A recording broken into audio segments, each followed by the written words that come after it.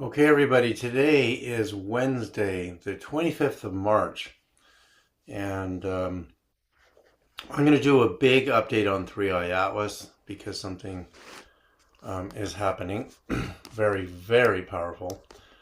And today is the Annunciation of Christ. But first, before I go into that, I'm going to show you how perfectly timed this is of 3i Atlas to do this. So let me just bring it up to my screen. Okay. Share screen. Okay, so we can see this was the 16th of March, which is the night of power in Islam.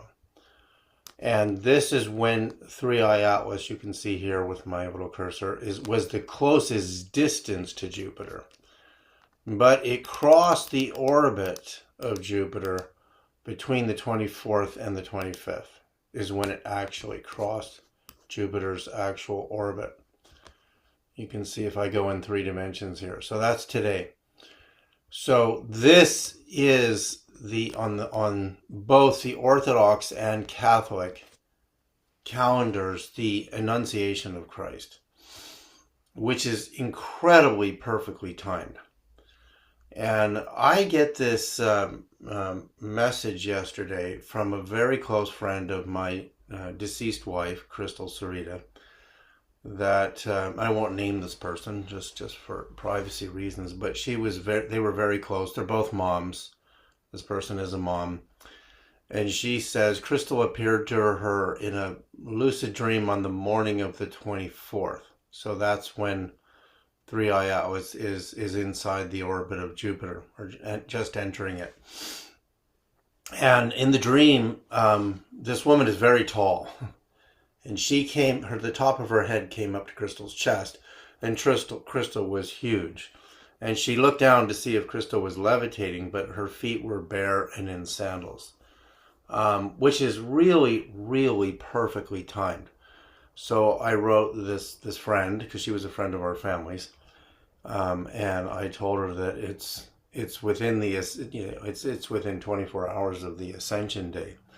So I think my wife sent a clear message, perfectly timed again, to the meaning of this, and also the significance of Annunciation being at Jupiter is also very significant. But watch what happens. So if I go to, okay, I'm going to go to my calendar calculator, which I use, which is add or subtract number of days to date.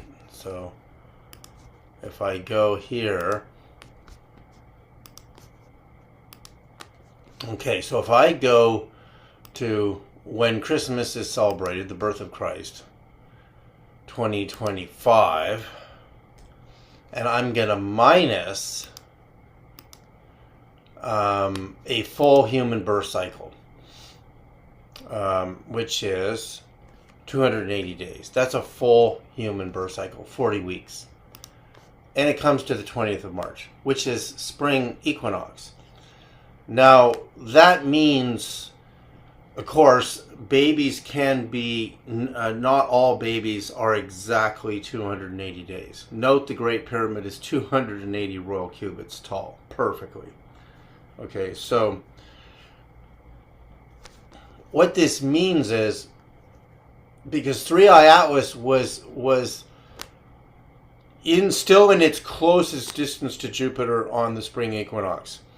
But it means that the Catholic Church has put the conception date 5 days later. And of course, so did the Orthodox Church, which I find interesting. And that's not on a lunar calendar, that's fixed. So that means Jesus' cycle was 5 days difference. 5 days difference. So why is that, right? And you wonder how they picked the date, because the full human birth cycle would have taken it to the spring equinox, which means his conception which is the Annunciation by the angel Gabriel. Again, we talked about this last week. All of the angels, including the word angel, the suffix is attributable to the god El. And the god El and the Canaanites in the Palestine, Jerusalem area were the ones who built Jerusalem first. And then in 1000 BC, approximately, King David conquers Jerusalem. And it's really just a recalibration, because it's the same God, and the different names of the angels, Gabriel, Michael, Phanuel, Uriel, and Angel, are attributable to El.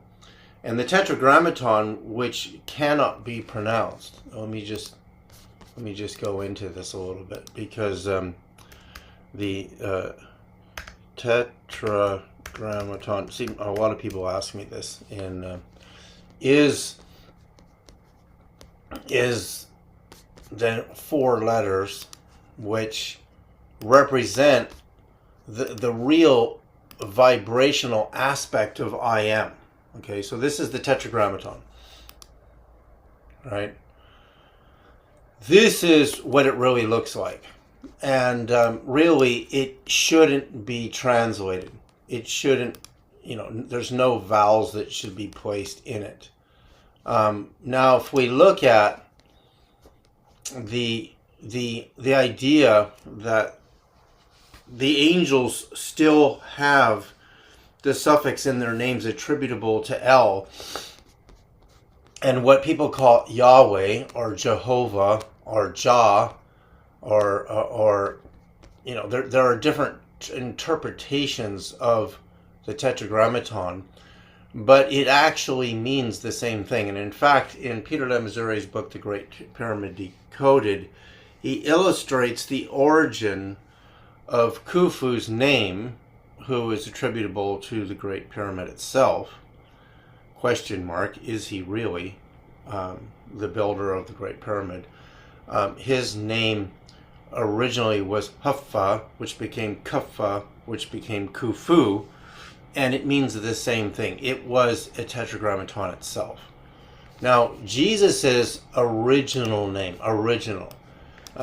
Jesus' name as Tetragrammaton itself, because the original spelling of his name was the original spelling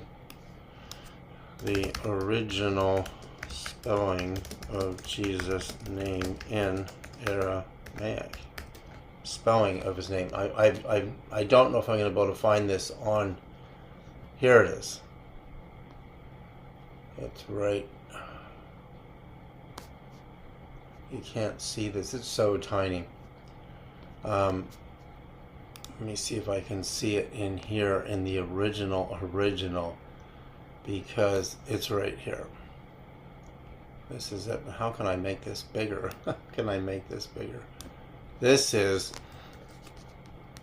I can put it in a Word document, and then I can blow this up. Really important to see this. So I go like that, and then I take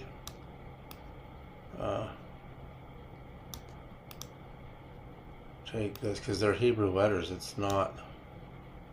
Okay, let's just try and blow this way up. Okay, there we go. You see?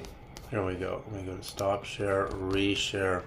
I'm not sure if you were actually seeing that yet. I mean, it looks way more beautiful than this handwritten. But 1, 2, 3, 4. So there are 4 letters. And of course, with these 4 letters, even though it's spelled Yeshua, you can't, the schwa vowel is an so it's Yesa or Isa, because the Y is more of a Y sound, which became a J for Jisa, right? So, but again, it's a Tetragrammaton. And in fact, in the Gospel of Philip, Jesus says himself, the name of the Son is the name of the Father. So it's a Tetragrammaton. which is originally not supposed to be spoken, right? So if it's not supposed to be spoken, it's not supposed to be spoken.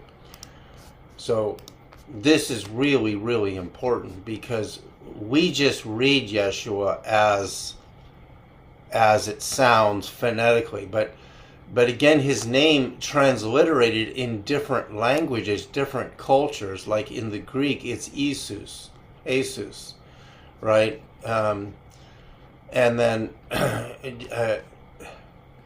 in classical Latin, it's Isis, right? And so it starts with an IE, so an IE is really almost like an Asus, right? So the different vibrational energies that come from it change the sound. And when you change the sound, you're already beginning the process of myth. So anyway, so now when we come to the big news on 3i Atlas, because so 3i Atlas is at Jupiter. It's at Jupiter, and it's perfectly timed to the Annunciation. And actually, before, I just want to clarify this one more time on my angles project, how profound this is.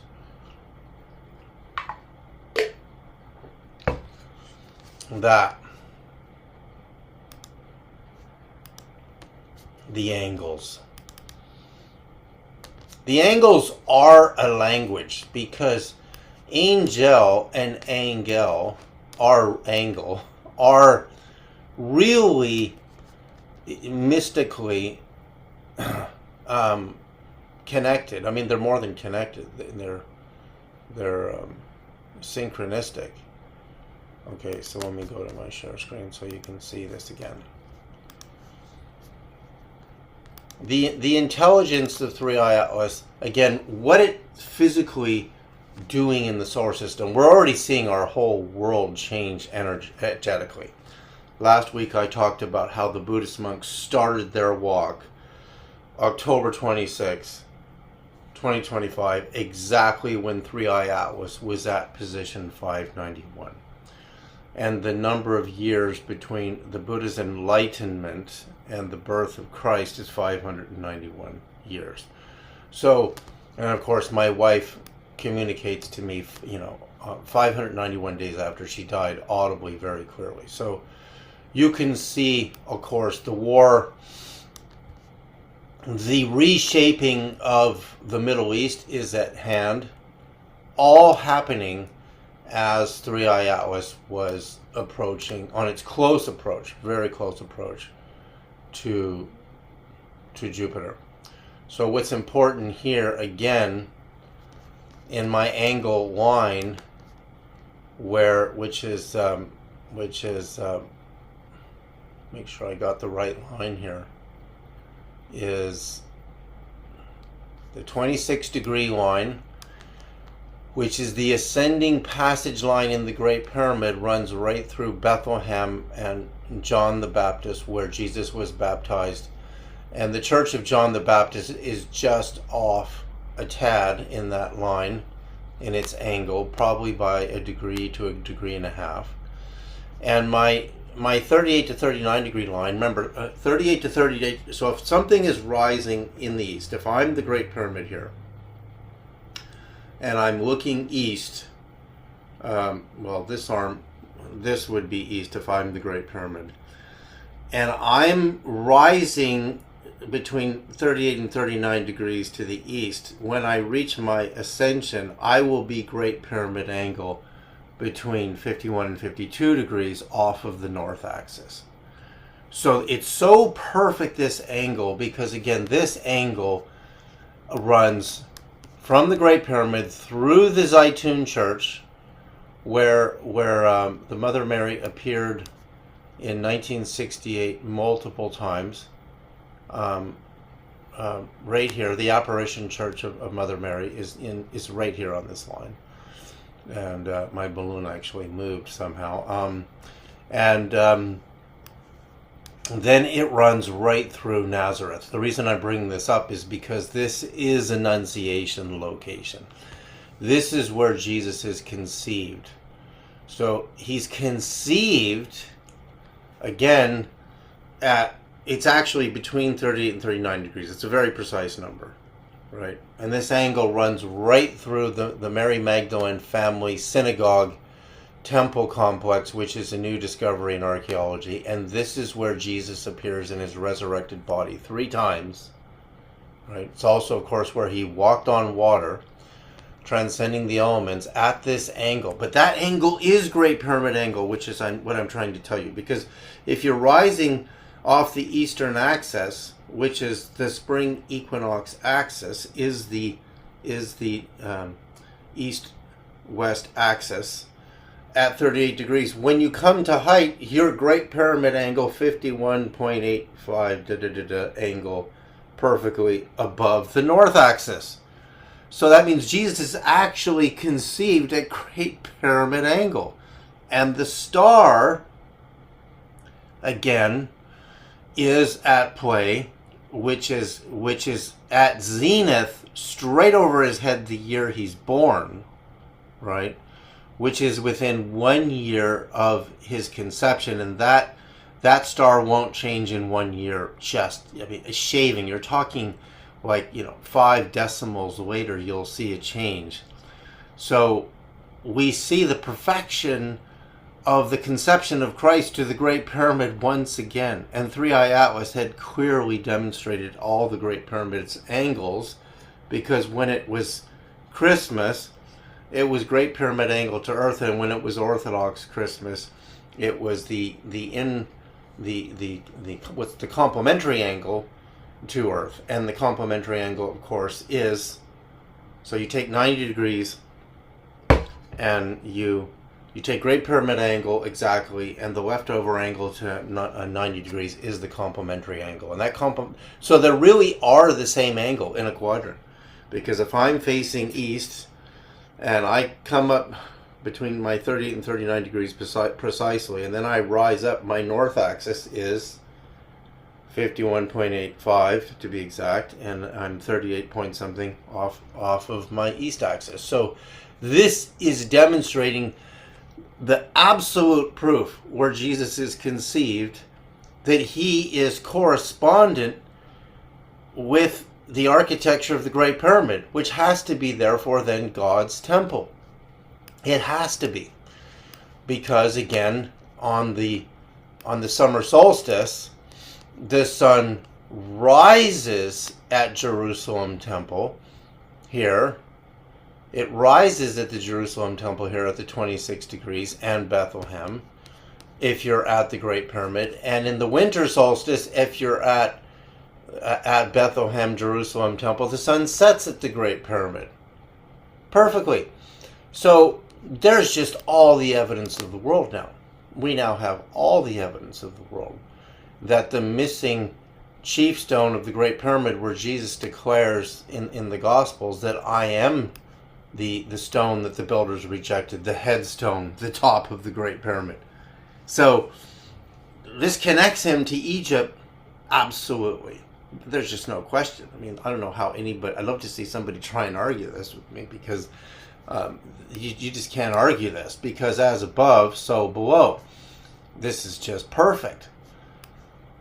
So when we come to that, the conclusion of that, and again, this is really the culmination of all of my angle projects, and that the 26 degrees to the east rising position, the setting position of the 26 degrees took me right through the village of Fatima, Portugal, where the miracle of the sun happened in the year 1917. October the 13th. May the 13th being the first day that the Mother Mary appeared. So that's on the 26 degrees to the west. Miracle of the Sun at Fatima. Now there's another great mystery of Fatima, and it's really, really huge. And let me pull this up, because before I go into the new news about 3i Atlas, I really want to fulfill this. So if I go to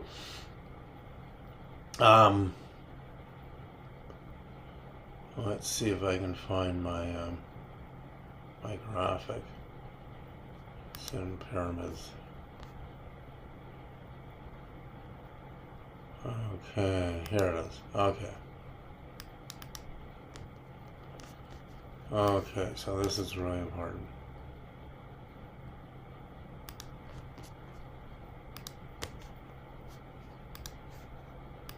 This is really important.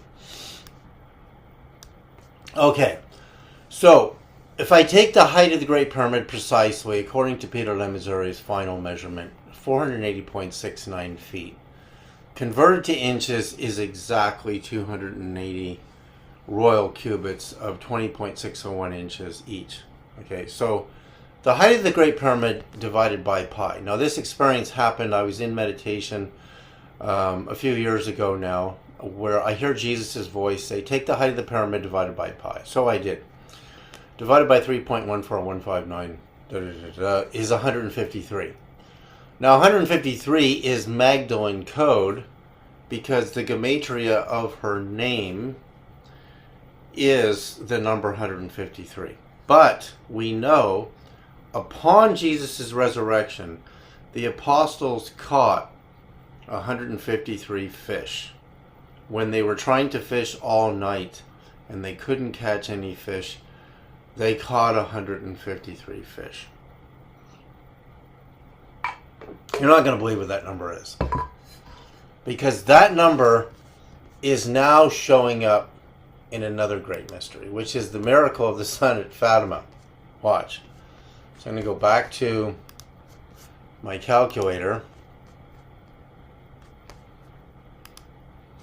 Add or subtract number of days. I'm going to go to October the 13th,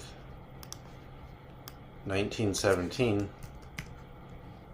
Oh, here, let me do my share screen so you can see what I'm doing.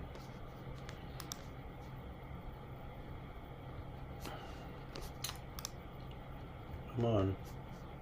Okay.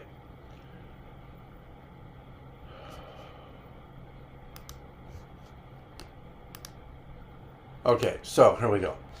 October 13th, 1917, minus 153 days is May 13th, 1917. That's the first date Mother Mary appeared to the three children. She would appear to them on the 13th of every month, and conclusively on October 13th, 1917, the miracle of the sun itself. Nobody knows this yet. Okay, so why is it 153 days, right? That's incredible. There's a mystery here that I still haven't solved this. I've known this for a few years now. But why is it 153 days of Earth time for the total duration that the Mother Mary first appears to the three children in 1917. For those of you who haven't seen the movie Fatima, if you don't know what I'm talking about, the miracle of the sun, try watching the movie Fatima. The Catholic Church has withheld the true secret of Fatima, the third and final secret, because they wanted to be in control of it, and this story gets really, really deep. And but there's one more thing I want to show you before I go to my next point. Date of Pope.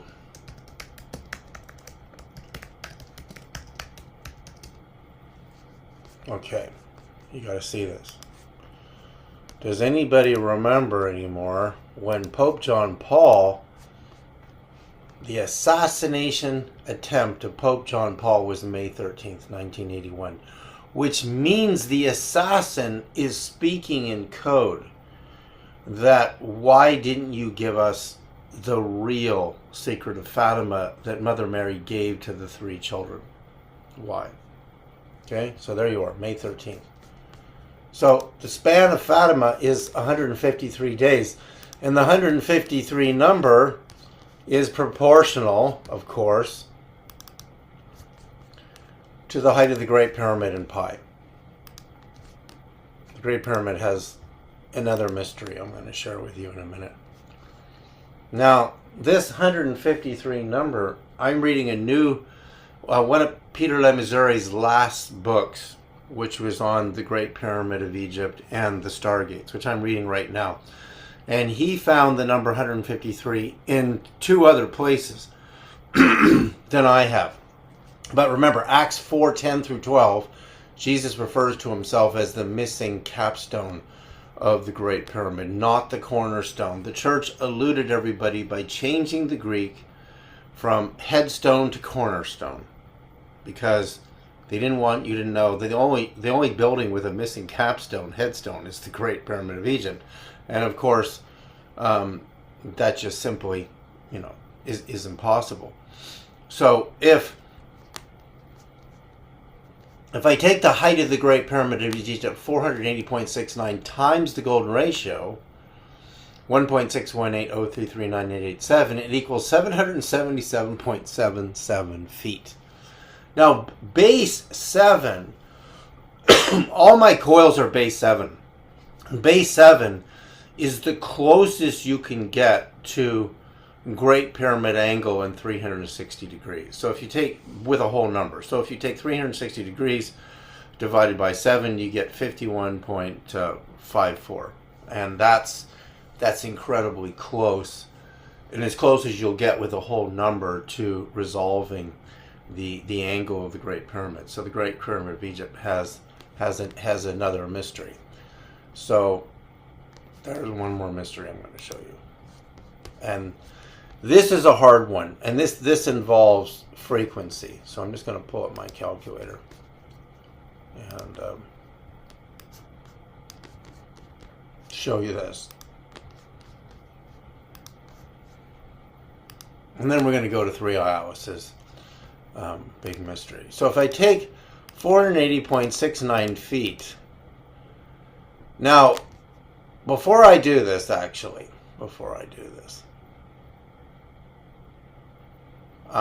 no, I'm just going to do it.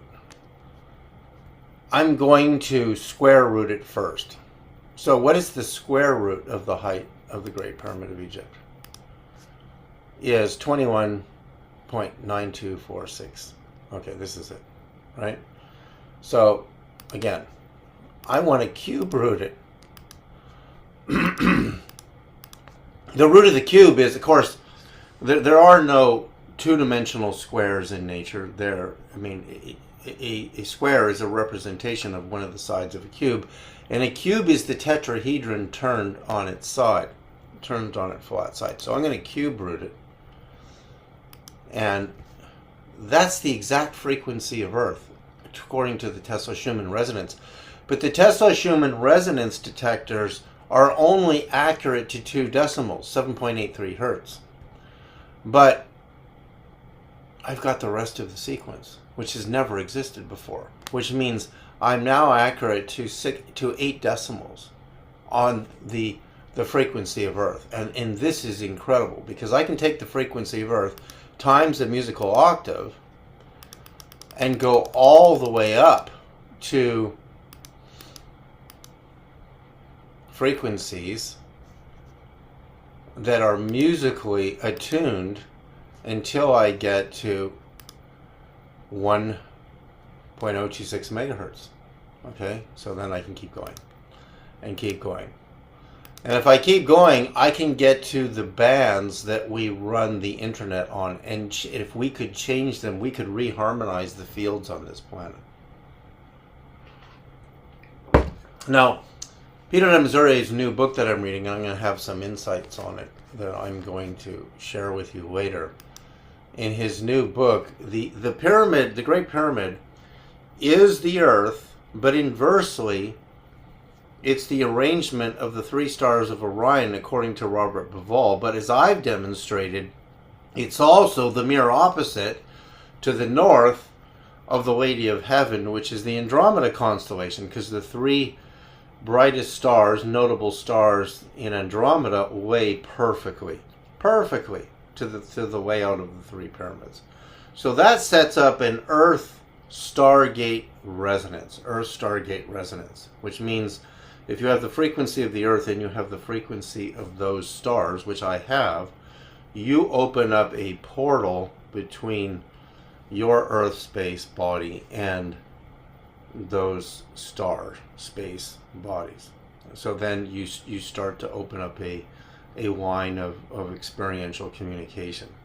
And if it's powerful enough, you can open up a physical Stargate. So this would mean, was the Great Pyramid member? So if you've seen my previous articles, I have a few more minutes before I go to this huge news on 3i Atlas. I'm just looking at my time. I'm just going to go to my final point. Here, you go to my Medium page if you want to read these articles. And my Medium page is medium.com/the @David Sereda. And you'll see. This is the next article I'm going to be talking about. 3i Atlas reveals nuclear fusion fuel in abundance. My 20-year partnerships with Dr. Maglich. But I want to point out these two things quickly first to recap. Again, the stars in Orion, by date in time over hundreds to 1,000-year cycles, will perfectly align at this outer slope angle, the surface slope angle of the Great Pyramid of Egypt. And we've talked about this in the webinar before. This is from the north side of the pyramid pointing south, right? So that's the point. North pointing south, I have different dates for when it aligned with Betelgeuse, Bellatrix, Mintaka, Alnilam, and Alnitak, which are these three stars, were right above the top of the pyramid when Jesus was alive. That's where they were culminating. And today we're culminating at Rigel, which means Rigel will be perfect in the year 2032. Absolutely perfect, which signifies a divine birth in 2032. So this was, when I say culminating, again, it's when every night or day, it depends on the time of the day, all year long, when a star reaches, it crosses the celestial meridian, and the celestial meridian is a fictitious, so wherever you are on the earth, if you draw a line from the direct north to the direct south, true north, true south, that's your celestial meridian. And when a rising body, star planet, crosses the meridian, there's an angle to be measured at your location. That angle is proprietary to that location. And of course, that's when our stars align on certain dates. See, at the time of Jesus, the three belt stars would have appeared at a certain time in the winter, allegedly when he was born, December 25th. I mean, I'm back and forth on that date, but I've gone way away from that date, and I'm now convinced he was born on that date, and he was baptized on our calendar would be the 21st of August. Okay, so this was a presentation I gave earlier, but there's an important reason for showing you a recap, because then when you go to our north position, if you're on the south side of the pyramid looking north, these three stars, Alpheratz, Meroc, and Almach, align perfectly to the three pyramids. Again, you have to flip the image because, and again, Robert Bauval didn't do this. In fact, I noticed this in Peter Lemaiseur's book, that the three stars of Orion's belt were not perfectly aligned to the three pyramids. They were approximate, but that's because Bauval didn't flip the image. And again, here's the correct way to lay an image of the stars on the ground. If I'm laying in the sands at Giza, laying on my back, and I look up at the three stars, you can't take a picture of it and turn it around 180 degrees on the ground. That's the mistake Bauval made. You have to take the picture and lay it straight over your face onto the sand, and you have to punch holes where the three stars are and lay it straight in the sand, get up, turn around, and you're actually looking at the back side of the photograph or the picture, and that's correct. So I did the same for Andromeda. And I got a perfect match.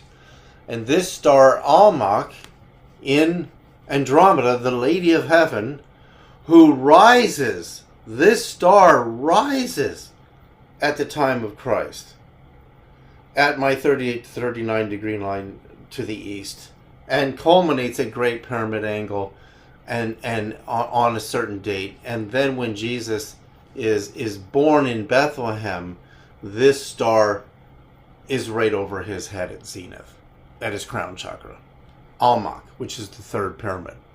So that would signify that two previous master births occurred on this planet for Meroc and Alpheratz being the Great Pyramid.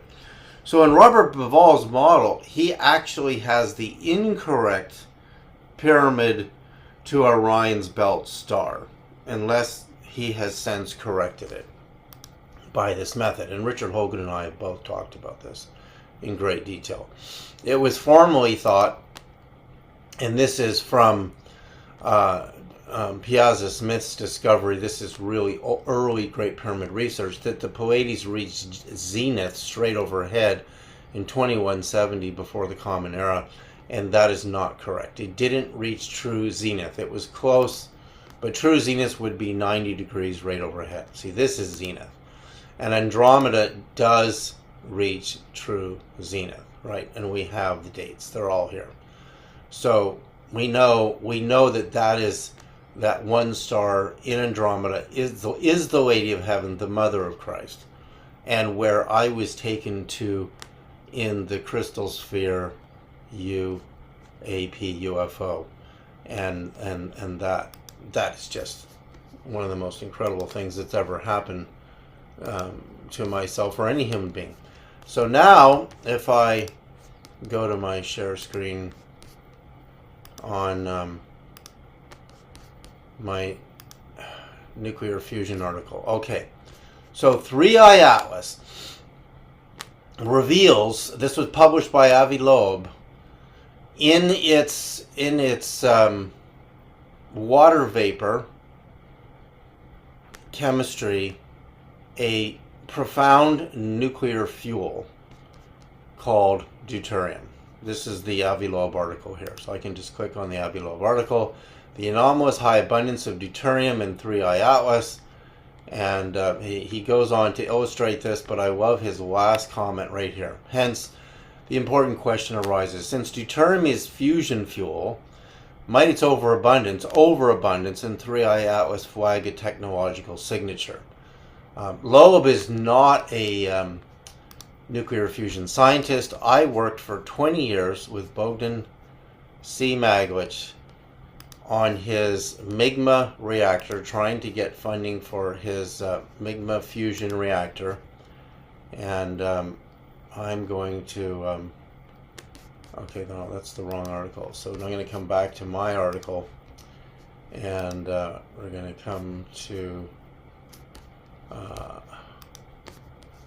just a recap of the significance of 3i Atlas with its triple jet engines. It's teaching us what its power source is. Okay, it's teaching us what. So, this is a cross section from the patent of Maglich's fusion reactor. He's the inventor of the self-colliding beam in fusion, and this really is being distorted all over the internet.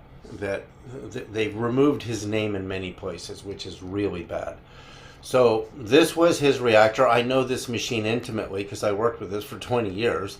And you can see my coils, which Maglich loved.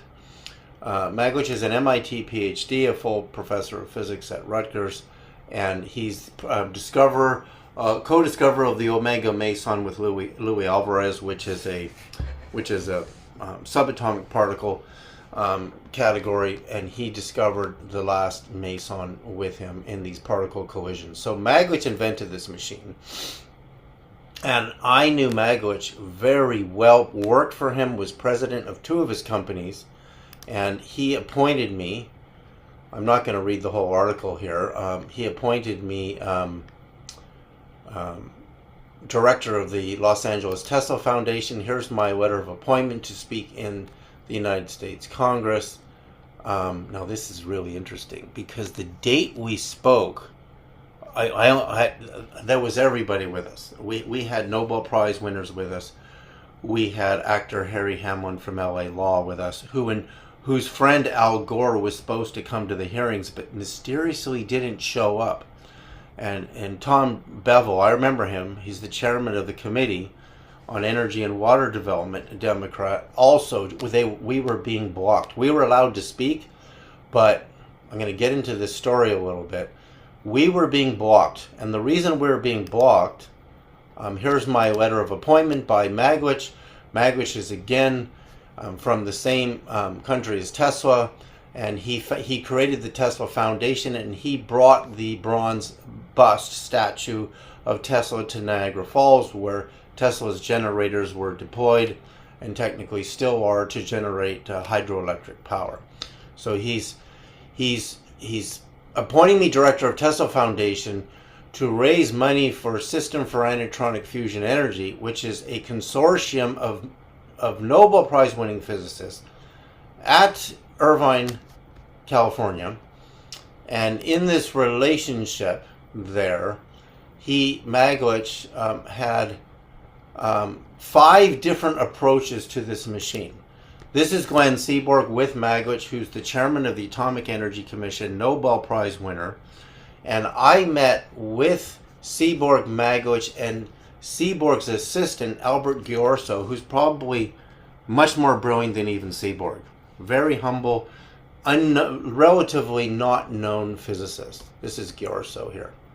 Right, so, and I'm at the lab telling Seaborg, when I grew up in Berkeley, as a kid in 1967-68, I saw a flying saucer with a large group of neighbors in the neighborhood looking at this thing for a full 20 minutes, a perfect saucer, which then just blinks out. And Seaborg literally says to me, Ghiorso says to me, that Seaborg has 37 levels above top secret clearance. I never even knew there were that many levels. So he had access to 37 levels above top secret. And Seaborg says to me, if someone has anti-gravity, it would be far in advance of nuclear fusion, and if we had that technology, we would not be pursuing fusion. And I had quite a few meetings with Seaborg. One of them was private, where I was driving him in a limousine, because we had these technical and shareholder meetings once a year in Irvine, California, where Maglich was his companies were based. And oh boy, he told me things he should not have told me, but he did. Now, I was communicating through Tesla with Earl Van Landingham, who was NASA's director of propulsion power and energy. And Earl said Maglich's reactor would allow spacecraft to travel upwards of 1/10 the speed of light at slow acceleration, which is 67 million miles an hour. So the fastest velocities mathematically revealed for the UAP Tic Tac were in excess of 25,000 miles an hour. The math I did on those shows them as high as 67,000 miles an hour. And then there's one case where the UAP jumped on the radar 216,000 miles an hour. So still, we're within the realms of a nuclear fusion drive. Think of Star Trek, the nuclear fusion drive in Star Trek, with this device. What happened, and that's this letter here, is the U.S. Air Force, under Major General Donald Lamberson and Bechtel Engineering, did a feasibility study on Super Cray 2 computers. And this letter to Maglich, October 13th, 1989, that's the anniversary of Fatima, by the way. That's October 13th, and we were just talking about that. Okay, so this letter says, this is in response to your recent inquiries concerning the clearance of chapters 1, 2, 5, and 6 of your final report entitled Electronic Power Supply Feasibility Study for Presentation in the USSR. The Department of Defense revealed this document and determined that was not cleared for publication and presentation. Denial was based on the Defense Nuclear Agency DNA recommendations, and DNA indicated that this document gives specific designs for space reactor designs that should be export controlled. Well, we were not even allowed to show the results. I learned of the results details orally through Maglich, which were that the Air Force study on Supercrate 2 said in a cubic meter of reaction space, the fusion of deuterium and helium-3 in his reactor was successfully produce 1 billion watts of continuous environmentally benign power. Wow! That would end all of the need for any radioactive nuclear power plants. It would end the need for oil because you would have all the electric power you need. In fact, Maglich told me you could make mini cells, be the size of my fist, that would power your car indefinitely. You wouldn't even have to recharge. But the propulsion drive aspect of it, I had discussions with Maglich also over the phone before he died, and the final design also, which had several modifications which are not in the patent. I spoke with Clinton Ashworth, supervising mechanical engineer at Pacific Gas and Electric in the San Francisco Bay Area, and he said that 9 grams of helium-3 has the energy equivalent of 1,000 barrels of crude oil. So 9 grams, you can hold that in your hand, and you can barely feel it. 9 grams isn't very heavy. And it turns out moon dust is loaded with helium-3. So all of these places I took Maglich, including through the help of my good friend Nancy Pfister in Aspen, Colorado, got me to some of the richest people in America, including her own family, who own one of the ski resorts in Aspen, and they were very powerful people. Her godfather George Stranahan, who just sold Champion spark plugs for about $500 million cash. I met with him personally, and he was showing me his Native American art collection with Nancy, telling me why he wasn't going to give Maglich the $10 million that Maglich was requesting to build the final design based on the Air Force study. So Maglich spent $25 million building Migma 1, 2, 3, and I believe Migma 4 was going to be our next experiment. It was either Migma 4 or Migma 5, going on my memory, and that's the one the Air Force tested with adjustments that would produce this, would change the entire world. So we were being blocked. In fact, every investor I got interested, one of which was Southern California Edison, John Bryson, its then president, sent one of his junior research physicists, Glenn Duckett, with me to the Advanced Physics Corporation because they were going to consider funding it. And they got calls, and I found out who was calling them in the Department of Energy under the Democrats to stay away from us. So I ended up getting on the phone by an appointment with Royal Dutch Shell in Holland, and this executive told me that if I knew what was good for me, I would stay away. He goes, you've got to stay away. You want to stay away from this. And his voice was very intimidating, as if he was threatening me personally that this can't be funded. And I'm not going to tell you who was funding Maglich for his $25 million in 1980, mid-80s dollars would be at least $250 million today, at least, to do the same amount of work per dollar. So the bottom line is 3i Atlas is telling us that it is exhibiting in its chemical signature and its thrust deuterium, which is one of the two fuels. I mean, Maglich used a lot of fuels. But the final fuel was deuterium and helium-3 to produce the most power. You can do pure deuterium reactions, but the power output is much smaller, but it's still usable. It's still significant. So the chemical signature of what is in 3i Atlas's thrust And I went to the original paper to look at it. I don't know if they even knew to look for helium-3, which is a helium isotope found abundantly in moon dust. In fact, Clinton Ashworth, supervising mechanical engineer at PG&E, told me that a cargo bay full of moon dust in the space shuttle returning to Earth has enough energy in it to meet all the energy demands of the United States for a whole year. Just one cargo bay full of moon dust. But Maglich argued to me that you can breed helium-3 in his fusion reaction, and you'll just keep making this stuff, and you just recycle it. So you only need a little bit of it to start the reaction, and then you just keep breeding it, and reusing it, and reusing it. So my final conversation with Maglich was, this is just before he died, that his health was perfect. He was swimming at the pool. He was 87 years old, 86. And the doctor said there was nothing wrong with his health. He was about to sign a $50 million contract with the U.S. government to create medical isotopes, some of which were very valuable. I know what those isotopes are because we went through it. And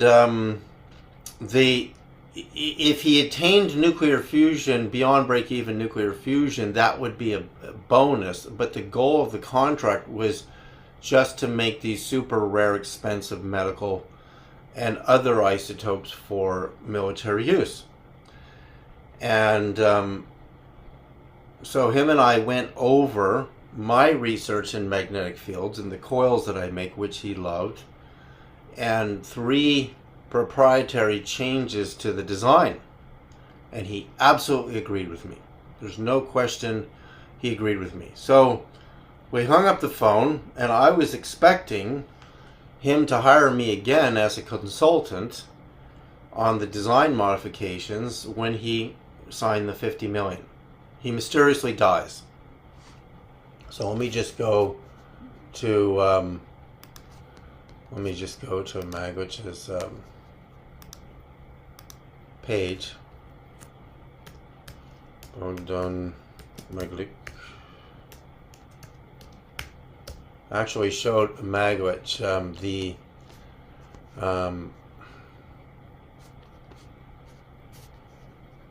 I showed him the FBI files on Tesla's death and how they investigated Maglich's entire family. He loved that. So this is Bogey Maglich. We called him Bogey. This is kind of what he looked like near the end here. And he had been giving lectures all over the world on, and I could tell you why all of the other current approaches to fusion will fail. And he educated me. Again, I only have grade 11 and 12 physics, but that's totally enough to understand fusion in his machine. And plus, being a student of his for many years, I went over every aspect of the machine. My purpose of knowing how the machine worked was communication with NASA and government branches. And also for fundraising, but most of the fundraising sources didn't need to know the details of the machine itself. But this is Bogdan Maglich here, and I have saved all my emails from him over the years, and there are things we get into that are truly proprietary that I can't reveal. But you can see right now, so everybody rejected us. I'm going to name, it's incredible how many people we approached. We approached the Saudis, the Resnicks who own the Franklin Mint, Michael Jackson, top celebrities that I won't name because it's rather embarrassing for them. But the celebrity community really relies on the media to know that something somehow is real. And if it's not on all the major news sites, they're not really going to even know, because they have agents that pretty much isolate them and protect them. So the fact that celebrities personally rejected me in Aspen and other places is almost inconsequential. It's the business world. In fact, I sat down with a Saudi prince in Los Angeles in a meeting on this, and he was a very smart young Saudi prince, very wealthy. and of course a member of the royal family. And he illustrated to me how it would destroy the oil business. And I said, you're right, it would destroy the oil business, but you would own it. And I couldn't get anybody in America to put up the money.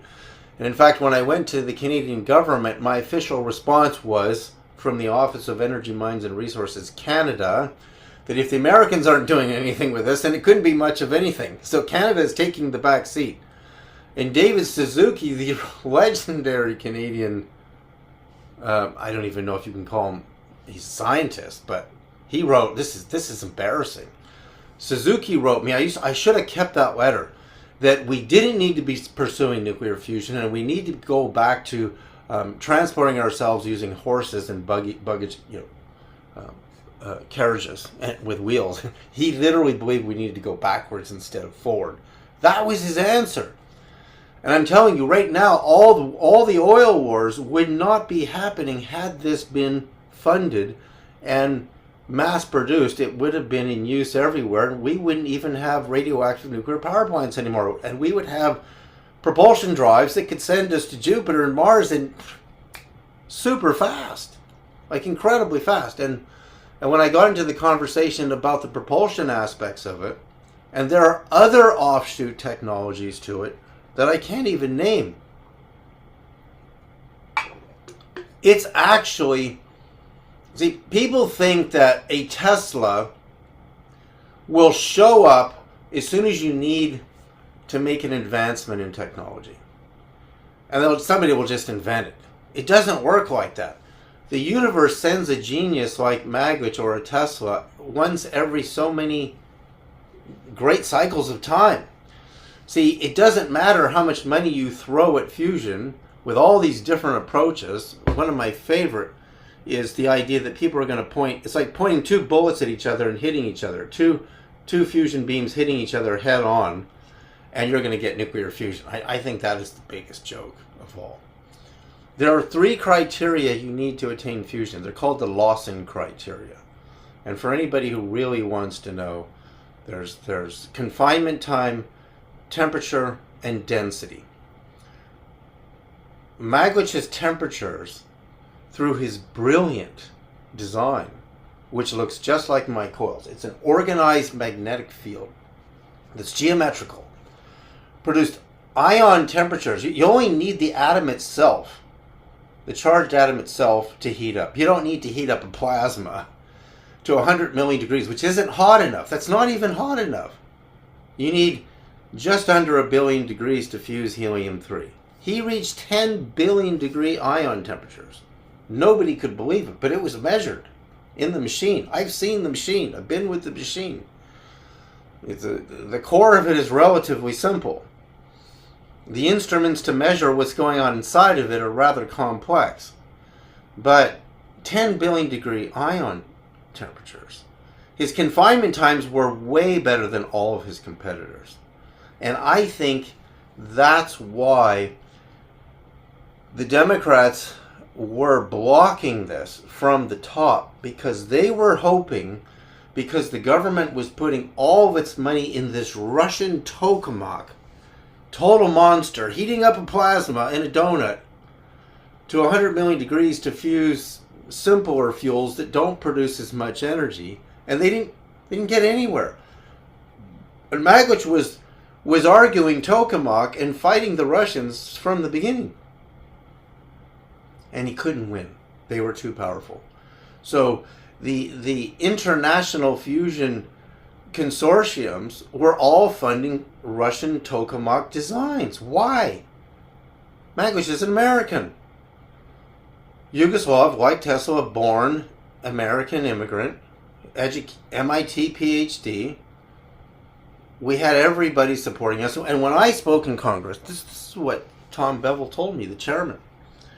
He said, we can't just go funding every idea that everybody has. And I said, how many people come to you with signatures and Nobel Prize winners and Glenn Seaborg supporting them? And he just couldn't answer me, because he knew they were going to block us. So when I flew to Saudi Arabia on a royal family visa, I was picked up by second assistant to the King of Saudi Arabia at the airport, whisked right through the long security line, immigration line, And I was there on business for 3 of Maglich's companies, 3 of them, and this being one of them. It was September the 10th,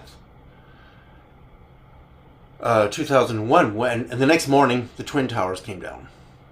I was there, and I talked about this a little before in the last episode. And what happened when I got home, which was hard to do, it wasn't easy to get home, because the Middle East thought that the United States was going to nuke them in response to 9/11. I had regular meetings with the producer of the show 2020, and their senior producer, Olive Talley, had me was going to expose the truth of the weakness at our airports, because one of Maglich's companies, which I was president of, was HiEnergy Technologies, building better bomb detection equipment for airports. And with that, the 2 lawyers from Utah signed, that were Mormons, created a lawsuit, David Sereda and the people of the United States versus the manufacturers, I'm not going to name those companies right now that were in the lawsuit, for falsifying that they could find hidden explosives and contraband, which are illegals, in airport machines. And our machine could find them. But, so Maglich had a lot of machines. It wasn't just the nuclear fusion machine. And this, I was being prepped and told by Olive Talley that my name was going to be all over America, and I was going to be a national celebrity. And I was educating, my plan was to get 7 military officers, clandestine, to walk through airport security with illegal devices undetected. And I told them how they could do it. And they did. But that came later. When Olive Talley saw that I wrote a book called Face to Face with Jesus Christ, which is now my new book, Visions, she said, "Did you write this book?" And I said, "Yes." And she said, "We have to cancel the whole thing. You cannot be a national celebrity. You can't, because you claim you met Jesus Christ." And so I said, "Well, I'm not really interested in being a famous person." I said, "How about I educate you how to get military officers to walk through airport security undetected?" So we did it privately. My name was out of it. Small story in the back page of the New York Times. The 7 officers went through airports undetected. Nobody knew that I designed that, and I told them how to do it, because terrorists know how to do this, and we're pretending they don't. We're pretending they don't. And it's, with our equipment in airports, it's relatively easy to do, because they can't find anything properly. So with that, the real message of 3i Atlas now, it's teaching us. Remember, it's teaching us, and today is Annunciation Day, and it's crossed the orbit of Jupiter today, perfectly timed, and it's exhibiting evidence of a nuclear fusion drive with 3 jets. I know what all that means, and I'm just going to say it's proprietary. If we want to change this world, and we want to get beyond oil, we have to do this. So that's just simply the end of it. I spent 20 years of my life on this. I should have. I should have succeeded with Maglich, and God bless him. You know, he's in heaven now, and I love the man, and I loved his dedication. In fact, everybody has passed. All the scientists who worked with him. Norman Rostocker, who won the Maxwell Prize in Physics, which Maglich told me is higher than the Nobel Prize. Glenn Seaborg, head of the Atomic Energy Commission under Kennedy, Johnson, and Nixon, Nobel Prize winner, part of the Manhattan Project, authorized all the nuclear testing in Nevada, including nuclear rocket propulsion in Nevada. Clifford Scholl, a medical Nobel Prize winning physicist. Murray Gell-Mann, who discovered quarks, was with us. Buzz Aldrin, astronaut, lunar Apollo astronaut, was on our board of directors, and there were more. there were more. We had a lot of the highest profile people in this company. And so at the time, I was very young. I started with Maglich and I think it was 1992 or 93. And so it's all about what we choose. Remember, what we put our money into grows. What we don't put our money into doesn't grow. This didn't grow. It deserved $1 billion because the results he got in Migma 1, 2, and 3 were so phenomenal. I discovered Maglich in an Omni magazine article. I wrote him a physical letter. I wrote the president of Southern California Edison, who said he'd be willing. He wanted to meet Maglich and look at his technology. Maglich and I met on the steps of Southern California Edison in the greater Los Angeles area, and that's where our business and friendship began. Anyway, if we want to change the world, you know what to do.